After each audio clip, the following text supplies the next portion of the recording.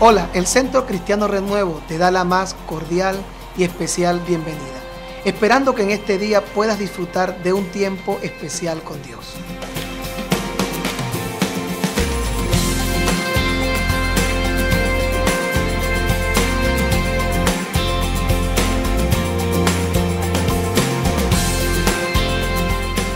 Llegarás hasta su misma presencia y recibirás una palabra que cambiará el destino de tu vida.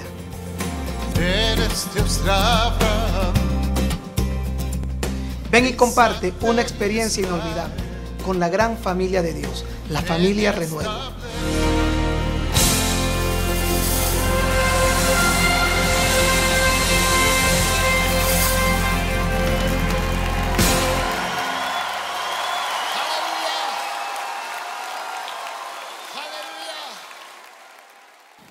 Hemos tratado de entender la iglesia en sus tres connotaciones, en sus tres expresiones.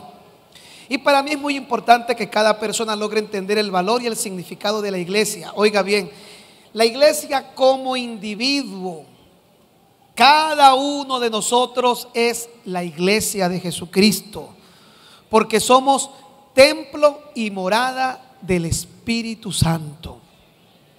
La iglesia como ente congregacional, el lugar en el cual nos reunimos para compartir nuestra fe y para desarrollar nuestros dones, nuestros talentos y para manifestar las virtudes de aquel que nos llamó de las tinieblas a su luz admirable. Y la iglesia como reino, que fue lo que hablamos el mes pasado. Obviamente este mes no vamos a hablar de la iglesia como reino porque está más que entendido.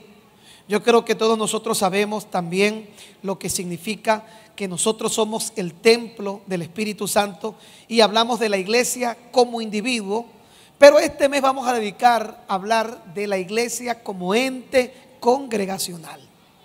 La importancia que tiene la iglesia local, reflejada allí en 1 de Timoteo capítulo 3 versículo 15, donde se habla de todo lo que puede y debe ocurrir y cómo tenemos que actuar para poder subsistir en la iglesia congregacional.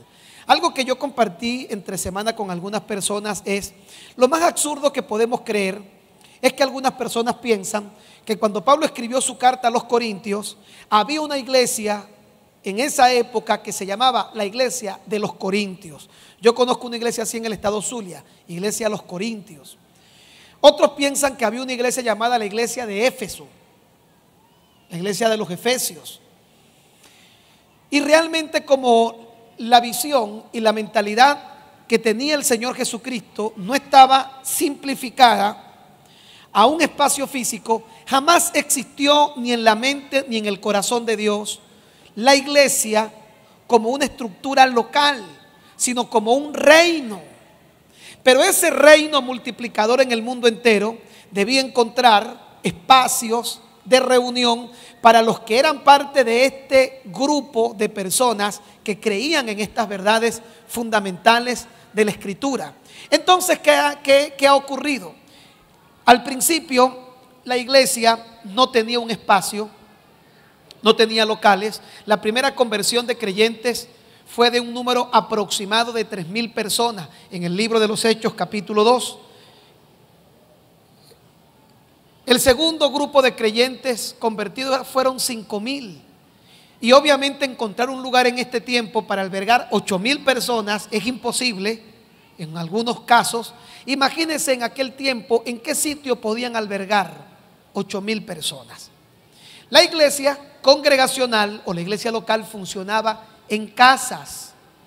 Hasta el año 313, cuando Constantino decreta el cristianismo como la religión del Estado y declara el Estado romano o el Imperio Romano como el Santo Imperio Romano.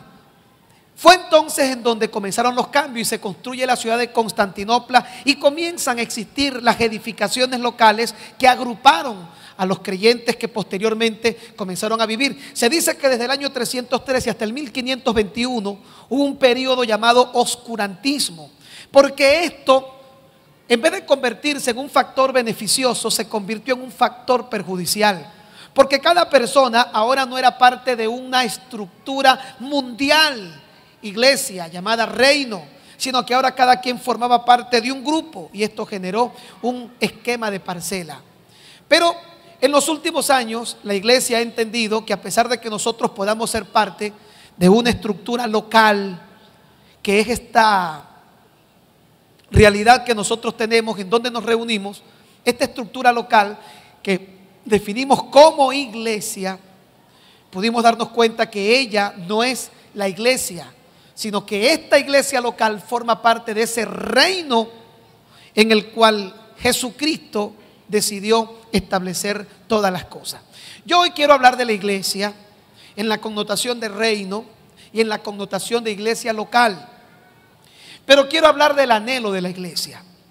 El anhelo de la iglesia es el mensaje que quiero compartir con ustedes. Y me gustaría que usted, si tiene su Biblia, yo espero que sea así, por favor, la mantenga abierta en el libro del Cantar de los Cantares de Salomón. Libro del Cantar de los Cantares de Salomón. ¿Cuántos alguna vez han leído el libro del Cantar de los Cantares? Levante la mano los que han leído este libro. ¿De qué habla este libro?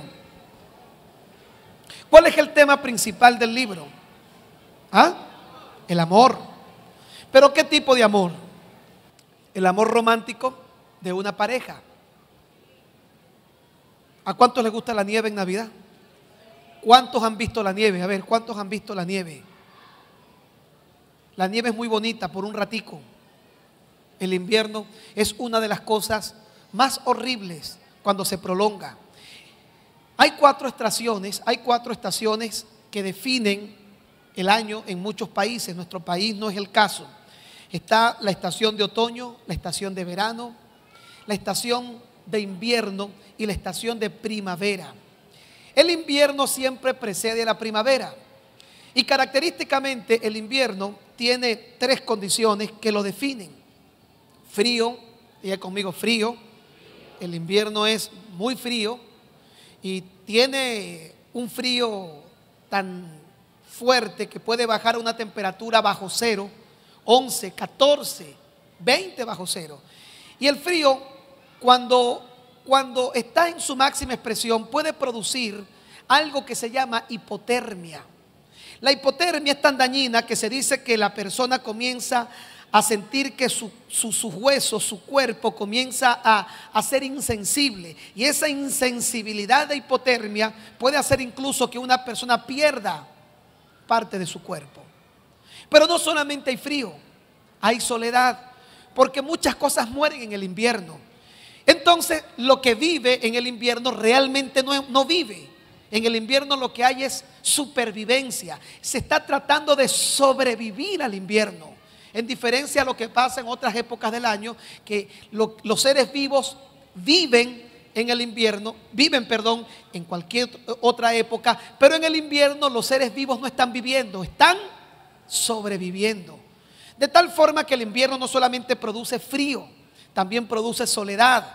Hay una devastación de la naturaleza. Y inclusive hay animales como el oso que inverna durante todo este periodo. Y cuando llega el fin del invierno, hay un reloj biológico que les indica que ellos deben volver a salir. Pero no solamente hay frío, no solamente hay soledad. El invierno también produce escasez y necesidad.